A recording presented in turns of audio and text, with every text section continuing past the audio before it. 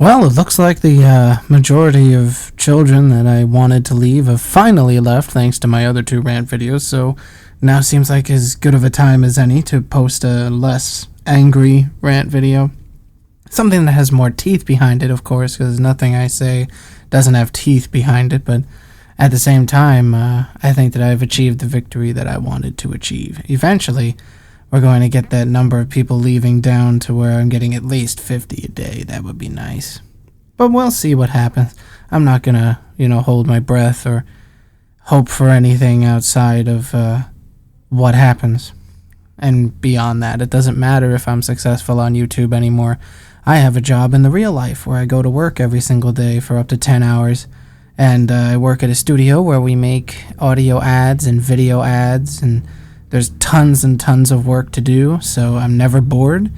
And it can get frustrating, which is always good, because when you're frustrated, you tend to work harder and time goes by faster.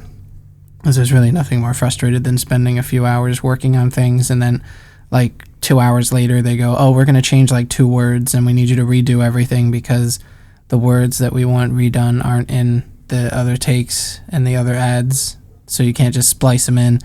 Or sometimes they are, but they're in like 2 different tones, so when you splice them together it sounds something like if they wanted to put the word near instead of far for some reason, because now they want to be near things instead of far from things. Then maybe they say something where they're like underneath, so then you could take the knee out of that. And then if they say ear, then maybe you could take the n. But the problem is that the n is down here, and if they say ear up here, then it goes near, and it sounds really dumb. So you have to send it to the voice actor to have them record it again.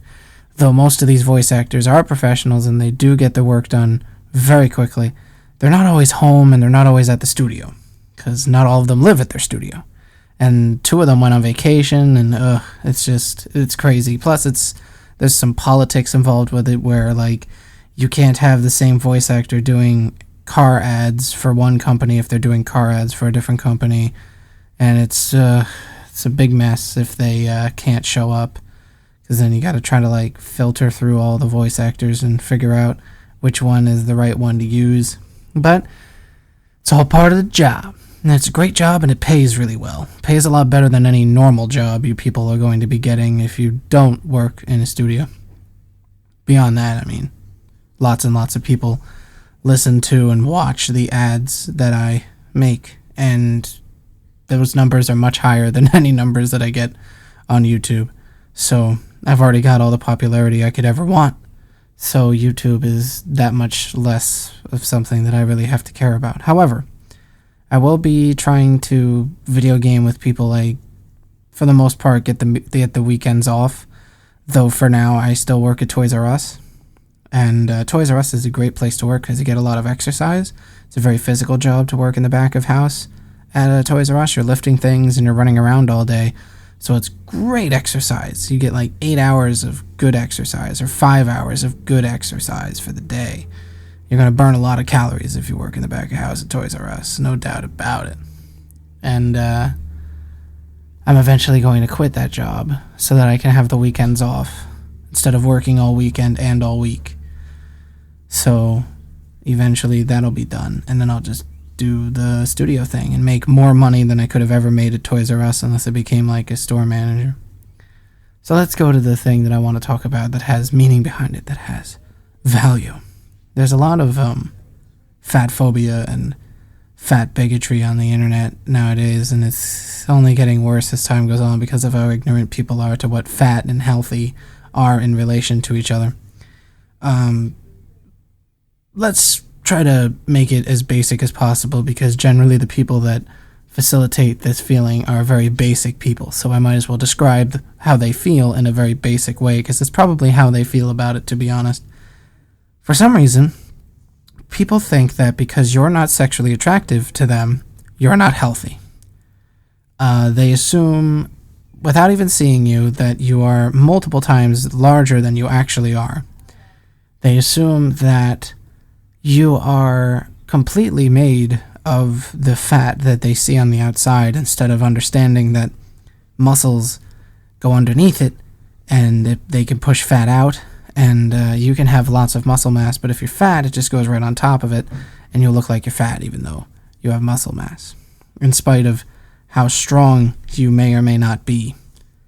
I personally, whenever I was working out and stuff, I would get really small, like I would be very slender, as my muscles don't pack on large like a professional wrestler or the average bodybuilder. I could be as strong as any of them, but I would be substantially smaller in stature and width. So, by working out, I would just become really tiny and scrawny looking, and I don't like how that looks. I prefer to be bigger. I don't like being little. That's dumb. I'm also quite healthy, otherwise I wouldn't be able to work at Toys R Us at the capacity that I work at Toys R Us. There's lots and lots of movement involved in running around and carrying very heavy things like wooden swing sets and those friggin' jungle gyms, and especially when they're made of wood. I hate wood, but I can lift it and I can move it, so it's all good. The hard part is when they put stuff on like the top shelf. Then I have to get help because it's heavy and it's like a long box, so it can be very dangerous to handle that by yourself. However, if you can get help with 2 or 3 people, like if you get 2 other people, then you can have one person come up on another ladder, and then you both try to balance it between each other, and then hand it off to the one person who's on the ground. Or you can get 4 people, which is ideal, because then you have 2 people on top and then 2 people on the ground. It's a lot easier to get the thing where you need it to be. Then you put it on a U-boat and wheel it out after thanking your coworkers for helping you out. And there's a whole lot of things that people use to feel better about themselves, like the various tropes of fat hatred, where they literally think that fat people are the literal conglomeration and representation of their cartoon stereotypes, where they literally think that all we do is eat copious amounts of food. And that's really dumb. Like, I can't even believe that people seriously think that anyone would ever take them seriously when they're running around believing that cartoons are real. I think that that is absolutely ludicrous, and they should be ashamed of themselves, and you should be ashamed of yourself if you were like that. Because, 1, people are not cartoons. Cartoons are fantasy. They are exaggerated. And if you're going to think that an exaggeration is real, and then turn around and say you're atheist and realist and you're an intellectual, well, I'm sorry, but you look like a fucking idiot to me. There's no way that an intellectual is going to think the cartoons are real. Now, you can interpret cartoons in ways to apply them to real life, but to just take what a cartoon says and say that, oh, that's exactly how they're like in real life. They all eat copious amounts of food like that 24/7. It's not how it works, I'm sorry.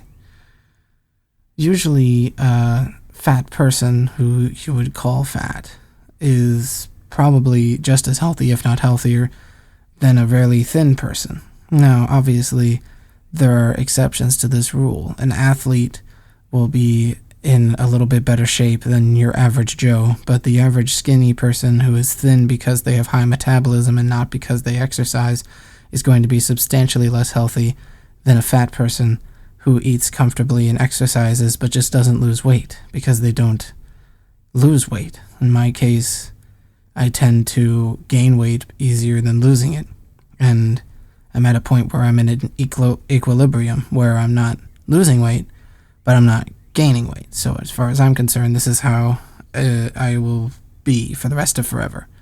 So I'm fine with that, and I'm comfortable with that. And this makes thin people very angry, because thin people tend to not be very comfortable in their own bodies. And there's a lot of self-hatred that is thrown at people and trying to be forced on people by the media and other thin people, and even some fat people, and some old people, and some young people, and some people in authoritative positions, if you will. And because of all this self-hatred, it makes people think that they're supposed to make other people hate themselves. For some reason, people think that by harassing people because of how they look, or because they don't hate themselves, and you continue to harass them until they hate themselves, you are being a good person. I don't know who thought up this school of thought, but they're a serious problem, and this kind of mentality is toxic, and it's very widespread. And the big problem when you have something that's toxic, very widespread, and there isn't really much of an antidote for, because the only real antidote to this toxic way of thinking is to not think this way, so the only real way to get rid of all of this toxin in society is to perform a purge, which to me is terrifying because purges kill everything. And that would be no fun, because everything would be dead. But that would really be the only way to get rid of it in society. You would have to perform a purge. You can do as much as you want to fight against it. You can put out all of these campaigns against bullying and all this campaign to try to teach people that BMI is not the be-all end-all of measuring fatness, because it doesn't actually work. It's a flawed mathematical formula that has no backing to it other than the fact that it makes thin people feel better about themselves. And the fact that it has these various ranks of being fat, it just doesn't make sense. There's a lot of it that just doesn't make any sense when you look at it. It also tends to think that bodybuilders of the same weight and height are equal to fat people of the same weight and height, since it goes by how much you weigh rather than how much of your content is fat and how much of it is muscle. And it also doesn't factor in bone mass. It doesn't factor in the amount of thickness in your blood and the other fluids in your body. It doesn't factor in what water weight is. So there's a lot of things that it does not account for. It's not an accurate depiction of weight. It's not an accurate way to measure someone's healthiness based on their weight. It doesn't work. It's not accurate. All it can do is put false ideas into people's minds to make them think that they're healthier than they are, or that they're less healthy than they actually are. And this is not good. This is not something that we should be using on such a regular basis. It's an old idea. It may have worked before, but we've gotten to a point where we need more accurate testing, because it turns out that you can be healthy and have a stomach that is larger than a thin person's stomach. But for some reason, a lot of people who prescribe to the idea that fat people are just like cartoons will never believe this. And this is a form of bigotry, as you're using stereotypes to judge people that you don't even know based on the stereotypes and the preconceived thoughts that you have because you hate those people because of how they look. This is bigotry. And if you don't want to be a bigot, then don't act like one. Am I saying that it's equal to racial bigotry? Not really. There are many horrible things that have happened to people based on race, but it doesn't justify the way how people are acting towards other human beings. Because, we're all human beings, and we deserve to be treated as human beings at the very least. It's called common human decency, but that seems to be above the mindset of the average thin person. So, as far as I'm concerned, if you are overweight and you see a thin person, it is not wrong for you to feel like that person is a bad person who doesn't like you and you should avoid them, because it's most likely true. And if thin people are not happy with the fact that they are thought of as these mean-hearted, hateful people, maybe they should stop doing it. One of the big things that's happened recently is I started a Let's Play of Stranger's Wrath, and everybody's asking about Majora's Mask on the comments and stuff, and they want to know if I'm going to finish Majora's Mask, and the answer is yes, but I have to get a capture card, because the way I was recording it before is causing some kind of weird glitch, and the best way to get around it is to get a capture card. So I'm going to eventually purchase a capture card and finish the Majora's Mask Let's Play, or just start it over. Who knows? Who cares? We'll know when the time comes. And it was also brought to my attention by a friend of mine that people think I'm 27 years old. I'm not. I'm 23. I'm not 27. I was born in 1989. You do the math. But I'm not 27. I don't know why people think that. That's really weird. You're very weird. I don't even understand why people would think someone's age without asking them. I mean, most people aren't going to lie about their age, especially when their birthday is right there for people to see. But whatever. I'm 23. there it is. So stop saying I'm 27. Fucking weirdos.